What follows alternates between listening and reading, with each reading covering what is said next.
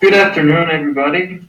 My name is Daniel Hoyos. I'm here with Stewart Kendrick and Drew Dixon, and we are going to talk a little bit about the naive-based classifier. A little bit of historical background. So everything started with something we know, and that's the Bayes theorem. So Thomas Bayes in the 1700s, he invented the Bayes theorem. He died in 1761, and his friend Richard Prince continued his work, and he edited and presented in England uh, a solution to solve a problem in the doctrine of chances with a basic classifier based on the Bayes theory of Thomas Bayes. So the graph I showed before is something we to get familiar with the Bayes theorem, and that's the error we can make.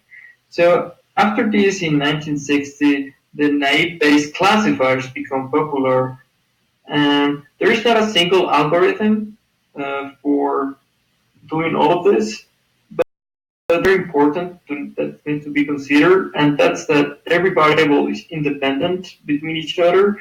So that's something that is not real every time. So we need to consider this. I'm Stuart Kendrick, and I'll be talking about the pros and cons of the naive Bayes algorithm.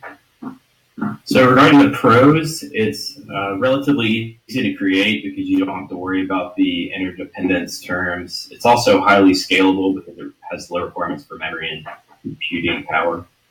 There's not much training data required, again, because of the independent terms being dropped.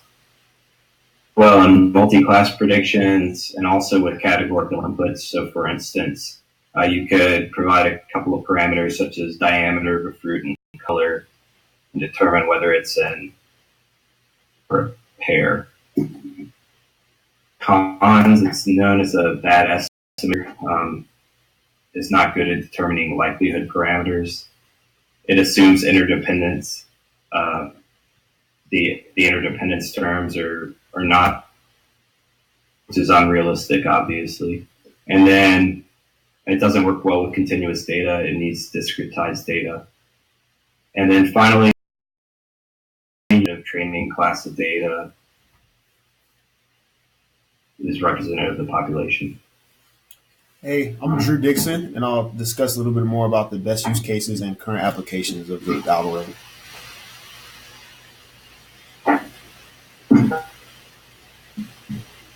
So there's really three main use cases that are primarily used for naive Bayes classifiers: real-time predictions, text classification, and then recommendation systems. And to go through each one, for real-time predictions, the fact that it's highly scalable and easy to create and doesn't require a lot of training data allows it to be really perform really well for autonomous vehicles, things like drones or swarming technology that needs fast computing from edge to edge systems. In terms of text classification, so it's actually utilized for platforms like Gmail or Outlook in regards to identifying if emails are spam or if they should actually meet your inbox. So you'll see a lot of programs like that utilizing it. And then in terms of recommendation systems, it's actually used in the industry for medical diagnosis. So there's a reference on the next slide that shows a group that's actually utilized it to determine if someone has cancer or not. So these three areas are the primary uses of this algorithm. And here's our references, and thank you for your time.